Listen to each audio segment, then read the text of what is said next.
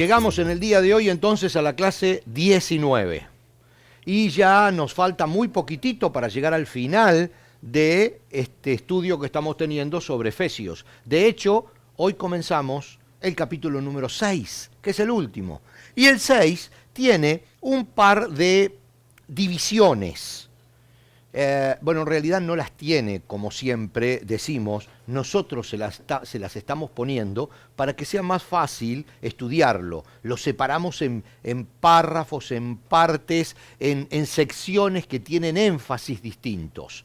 Fíjense que este capítulo 6 habla de cosas realmente distintas, entonces tenemos que separarlas para entenderlas bien. La primera parte, de los versículos 1 al 9, capítulo 6, 1 al 9, el apóstol Pablo está arrastrando un tema que viene tratando desde el capítulo anterior y que nosotros hemos visto y lo estamos mirando en detalle, que son las relaciones guiadas por el Espíritu Santo. O sea, eso quiere decir que toda la vida nosotros nos relacionamos con gente, porque somos seres relacionales. Dios nos creó para vivir en sociedad, para vivir en comunión unos con otros. Creó los grupos bien pequeños como la familia.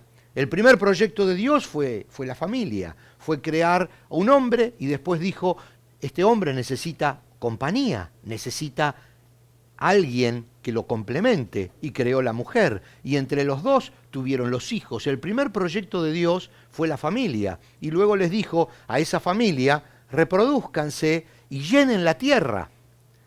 El primer proyecto de Dios fue que estemos juntos, que vivamos en comunidad.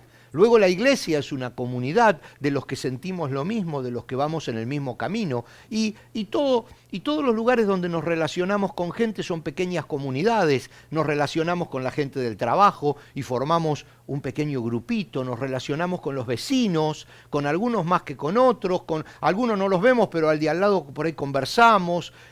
Siempre tratamos de estar en grupo. Ahora, el apóstol Pablo acá le está diciendo a la iglesia, a nosotros, a partir de que el Espíritu Santo está viviendo en nosotros, nosotros somos templo del Espíritu de Dios, hemos renacido a una nueva relación con Dios a través de Cristo. Todas esas relaciones tienen que ser distintas.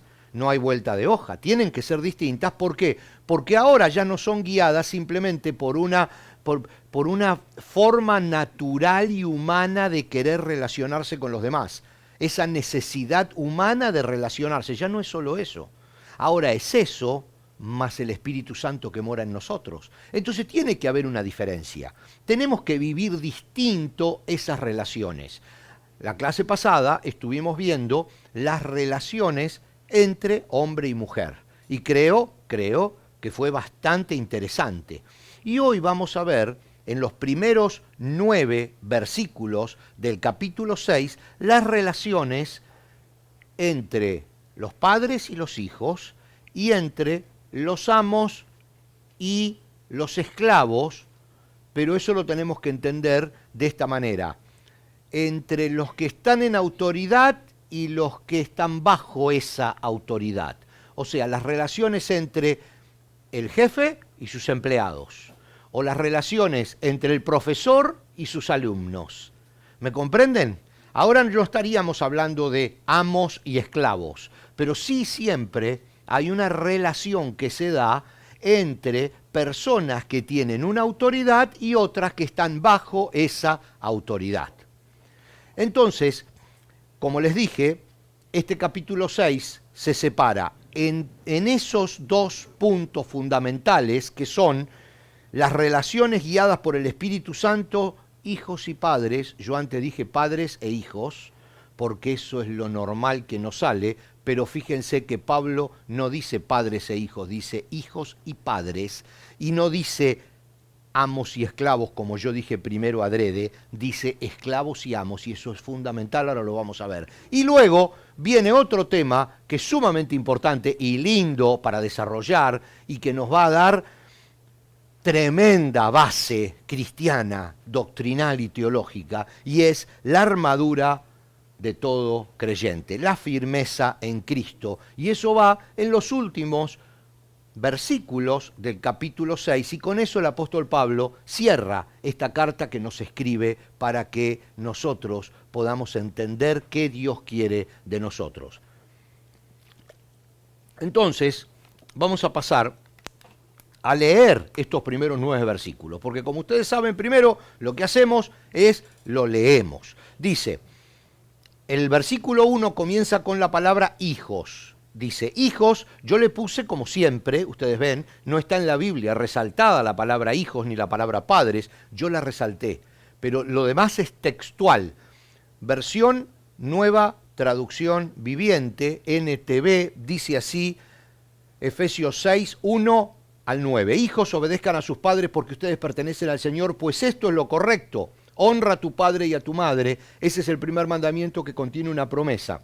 Si honras a tu padre y a tu madre, te irá bien y tendrás una larga vida en la tierra. Padres, no hagan enojar a sus hijos con la forma en que los tratan, más bien críenlos con la disciplina e instrucción que proviene del Señor. Esclavos, dice, obedezcan a sus amos terrenales con profundo respeto y temor. Sírvanlos con sinceridad tal como servirían a Cristo. Traten de agradarlos todo el tiempo, no solo cuando ellos los observan, como esclavos de Cristo. Hagan la voluntad de Dios con todo el corazón.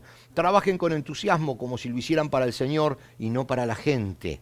Recuerden que el Señor recompensará a cada uno de nosotros por el bien que hagamos, seamos esclavos o libres. Y ustedes, amos, traten a sus esclavos de la misma manera, no los amenacen. Recuerden que ambos tienen el mismo amo en el cielo y Él no tiene favoritos. Y fíjense lo que hablábamos recién, y con esto vamos a arrancar una manera distinta de ver este pasaje. El orden que el apóstol Pablo le da a este consejo no es casualidad. Fíjense que él no dice padres e hijos, él comienza con hijos. Él no dice amos y esclavos, él comienza con esclavos. Aquí tenemos que ver algo entre líneas muy profundo. No se equivocó cuando comenzó a hablarle a los hijos y a los esclavos. Cuando naturalmente cualquiera de nosotros tiene que decir padres e hijos, y dice padres e hijos, no dice hijos y padres. Entonces, ¿por qué el apóstol comienza con hijos primero? ¿Por qué comienza con esclavos primero? Y aquí es el primer punto en el cual nosotros tenemos que prestar la debida atención. Fíjense, la clave que vamos a descubrir es que la humildad es la base de este tipo de relaciones a las que nos estamos refiriendo, en el hogar y fuera del hogar. La humildad, y eso es lo que quiere marcar el apóstol. Pero vamos a ir un poquitito a otras partes para entender este concepto. El mismo apóstol le dice en una carta que le escribe a la iglesia que estaba en Roma, que lo tenemos aquí en la pantalla, en Romanos 12:3, basado en el privilegio, les dice, y la autoridad que Dios me ha dado, le advierto a cada uno de ustedes lo siguiente. Están prestando atención, ¿verdad? Nadie, ninguno, se crea mejor de lo que realmente es. Acá estamos viendo, y si nosotros fuéramos a las demás cartas que el apóstol Pablo escribió y buscáramos este tema, vamos a ver que es uno de los temas reiterativos. Manejémonos con cuidado, siempre poniéndonos en un lugar inferior, siempre tratándonos y viéndonos a nosotros como realmente somos y no como muchas veces nos vemos, ¿verdad? Siempre recuerdo ese chiste, siempre recuerdo ese chiste cuando el hombre se ve en el espejo y tiene su pancita, ¿no? Y se ve en el espejo y se ve todo. ¿No es cierto? Porque se quiere ver así, se ve, es su forma. No, vamos a vernos como somos. Eso es lo que dice el apóstol Pablo. Muchachos, vamos a vernos como somos y en base a eso vamos a poder manejar las relaciones correctamente. El Señor Jesús, hablando de este tema, nos deja también una lección súper clara, muy, muy interesante. Y este tema lo quiero tratar así, digamos, tomándonos unos minutos más, porque es la base de lo que el apóstol Pablo quiere decir de cómo tenemos que manejarnos. Fíjese que en Lucas, lo relata el doctor Lucas, es una historia directa del Señor Jesús, dice, cuando Jesús vio que todos los invitados a la cena trataban de sentarse en los lugares de honor, en una cena, en una mesa. ¿Se imaginan una mesa de esas alargadas? Por supuesto, hay una cabecera, o sea, hay un lugar primordial donde se sienta el dueño de casa. Entonces todos se querían sentar cerca de la persona importante, del dueño de casa, en la parte más importante de la mesa. Y entonces dice, cuando Jesús vio que todos los invitados a la cena trataban de sentarse en los lugares de honor cerca de la cabecera de la mesa, les dio el siguiente consejo cuando te inviten a una fiesta de bodas, dice, no te sientes en el lugar de honor. ¿Qué pasaría si invitaron a alguien más distinguido que tú? El anfitrión vendría y te diría, cédele tu asiento a esta persona. Dice, te sentirías avergonzado y tendrías que sentarte en cualquier otro lugar que haya quedado libre al final de la mesa. Dice, más bien, ocupa el lugar más humilde, al final de la mesa. Entonces, cuando el anfitrión te vea, vendrá y te dirá, amigo, tenemos un lugar mejor para ti. Entonces serás honrado delante de todos los demás invitados, pues aquellos que se exaltan a sí mismos serán humillados. Dice, y los que se humillan a sí mismos serán exaltados. Este consejo del Señor Jesús es una estrategia de vida. No es un consejo para sentarse a una mesa, es una estrategia de vida. ¿Para qué te vas a ir al primer lugar? Deja que te llamen, porque de esa manera vas a ser honrado. Si te vas al primer lugar y te tienen que sacar, vas a ser avergonzado. Es algo tan elemental que yo no sé por qué nos queremos siempre ir al primer lugar, sabiendo que estamos arriesgándonos, poniéndonos en un lugar que no sabemos si nos corresponde. No estamos seguros si nos corresponde. Igual nos arriesgamos y queremos ponernos ahí adelante de todos, corriendo el riesgo de que vengan y nos digan, ese no es tu lugar, andate atrás. En vez, si nos vamos atrás, dice el Señor Jesús, y ese no es nuestro lugar, va a venir alguien y nos va a decir, ¿por qué estás tan atrás? Ven adelante, tu lugar es más adelante. Y entonces ahí sacas pecho y te vas a donde tengas que ir. Es elemental. Es tan simple esto, pero tiene que ser una estrategia de vida. Por eso Pablo dice, cada uno tiene que mirarse a sí mismo y no creerse más de lo que es, porque se pone en riesgo. Se pone en riesgo creyéndose más de lo que es. Basado en este concepto de humildad, fíjense cómo vamos a mirar este pasaje de los primeros 9 versículos de Efesios 6, basados en este concepto de humildad, y ojo que yo aclaro aquí que la humildad como un valor moral, no como pobreza económica, porque a veces se confunde eso de que soy humilde porque no tengo dinero. No. Si no tengo dinero soy pobre, o momentáneamente tengo un problema financiero, digamos, ¿no? Pero la humildad es un valor, no tiene nada que ver con la pobreza. Nosotros a veces decimos, no, sí, es un humilde, es una persona humilde. No, porque es pobre. No hay que confundir. Hay pobres orgullosos y hay ricos humildes. Entonces la humildad es un valor, la pobreza es una condición. Si nosotros mezclamos eso, no sabemos a dónde estamos parados.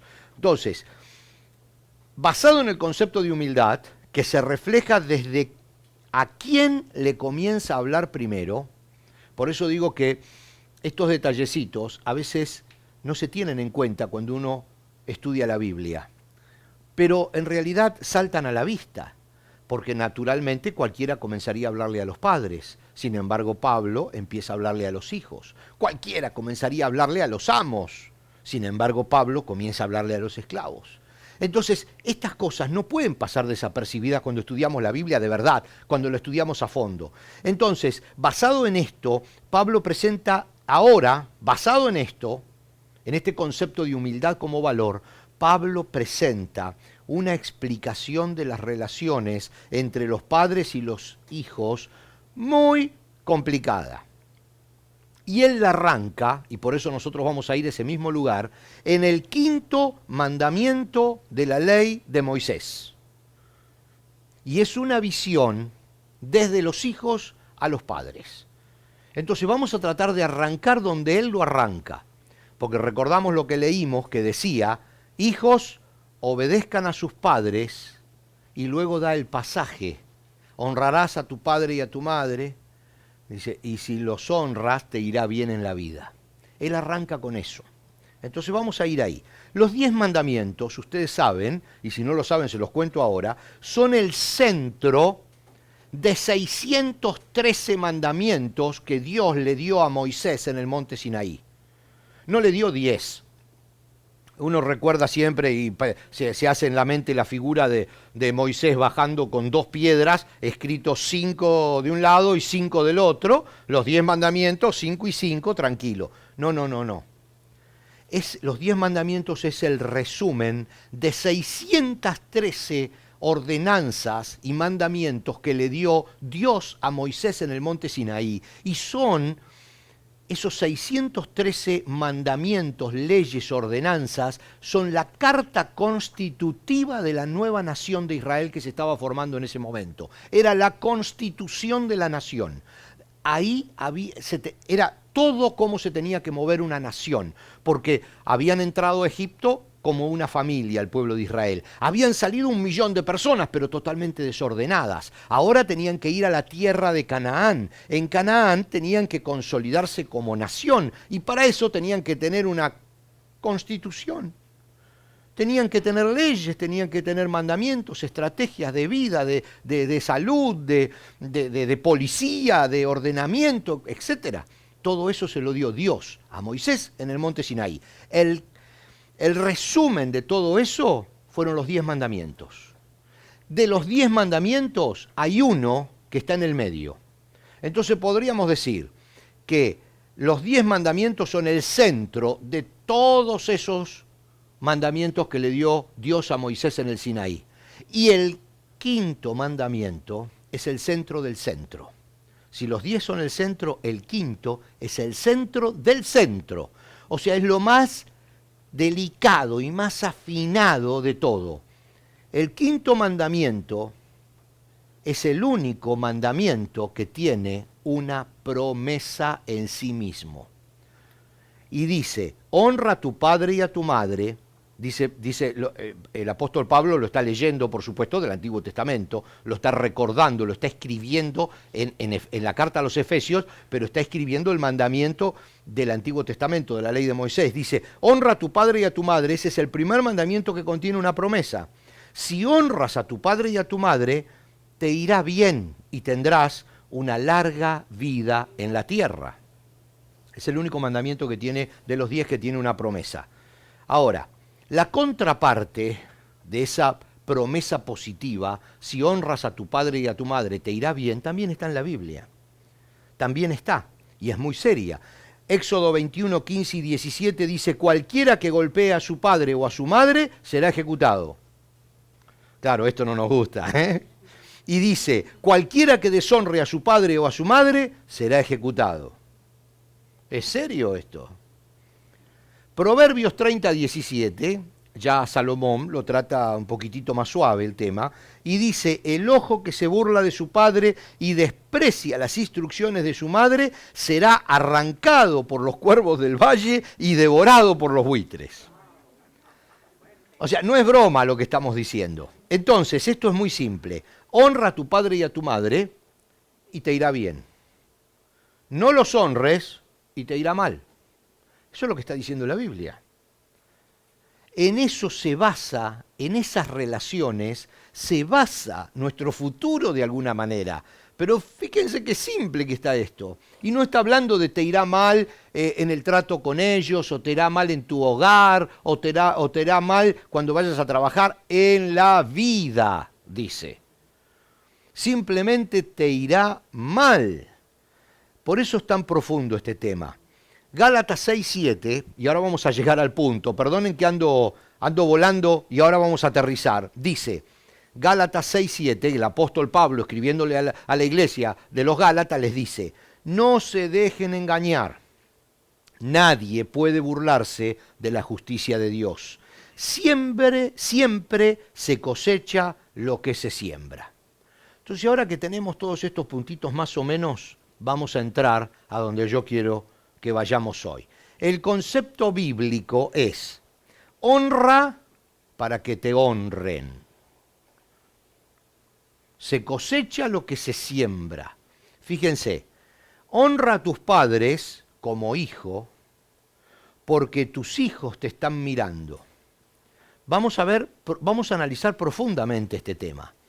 Honra a tus padres, vamos a ponerlos así, honra a tus padres que están allá, porque son más grandes, porque tus hijos que están allá y son más chicos te están mirando. Y ellos, o sea, tus chicos, tus hijos, te van a honrar a ti como padre, tal como hayan visto que tú honras a los tuyos. Tú les estás enseñando a ellos lo que ellos después van a hacer contigo. ¿Se dan cuenta a qué estamos llegando con eso de te puede amargar la vida? El hecho de no honrar a tus padres. Fíjense cómo esto se puede ir acomodando.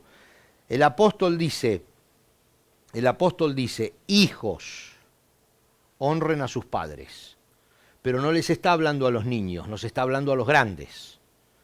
No está escribiendo una carta para los chicos de la iglesia, para la escuela dominical. Está hablándole a los adultos. Y está diciendo a los adultos, honren a sus padres mayores, porque sus hijos los están mirando. Entonces, no piensen como padres, piensen como hijos.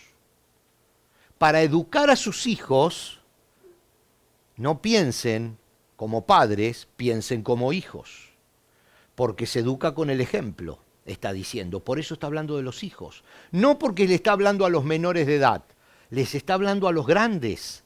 El apóstol Pablo, él escribe la carta para nosotros y nos llama hijos. Honren a sus padres, porque lo que ustedes están haciendo con sus padres, sus hijos los están viendo. El término honrar tiene su origen en el latín y proviene de honoratum. Este verbo está relacionado con la palabra honoris y es el premio que en Roma se le daba a quien se suponía que era una persona íntegra, justa. Se lo reconocía. Una persona que había transcurrido su vida y no tenía ninguna mancha, que era una persona íntegra, se lo reconocía con un título de honor, por decirlo de alguna manera. Se le daba ese honoris, que era una especie de diploma de buena persona.